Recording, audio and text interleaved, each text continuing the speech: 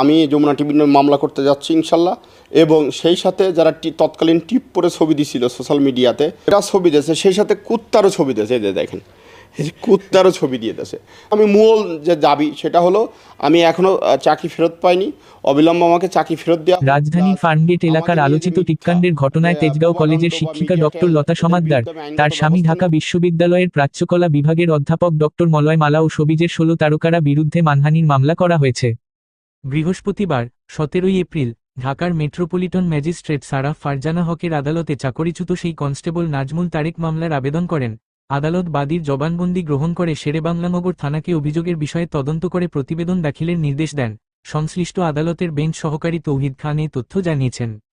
মামলায় আরও যাদের আসামি করা হয়েছে তাদের মধ্যে রয়েছেন অভিনেত্রী ও সাবেক সংসদ সদস্য সুবর্ণা মোস্তফা, নাট্য অভিনেতা আনিসুর রহমান মিলন, সাজু খাদেম, প্রাণ রায়, সাইমন সাদিক, মনোজ প্রামাণিক, স্বাধীন খসরু, চয়নিকা চৌধুরী, আসনা হাবিব ভাবনা, জ্যোতিকা জ্যোতি, উর্মিলা শ্রাবন্তী কর, দেবী সান, নাজনীন নাহার চুমকি, সুষমা সরকার ও কুসুম শিকদার, এছাড়া সবিজের আরও বেশ কয়েকজনকে অজ্ঞাত পরিচয় আসামি করা হয়েছে।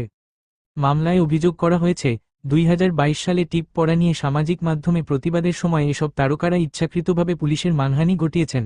তারা সামাজিক মাধ্যমে ছবি ও বক্তব্য দিয়ে নাজমুল তারেকের বিরুদ্ধে বিদ্বেষ ছড়িয়েছেন, যার ফলে তার পেশাগত ও সামাজিক জীবনে মারাত্মক ক্ষতি হয়েছে।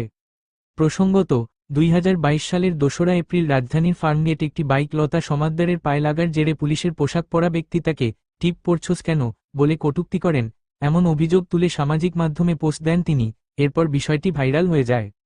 সবিজ অঙ্গনের অনেক তারকা লতার পক্ষ নিয়ে টিপ পড়া ছবি পোস্ট করে প্রতিবাদে অংশ নেন। ঘটনার জেরে নাজমুল তারেক চাকরি হারান।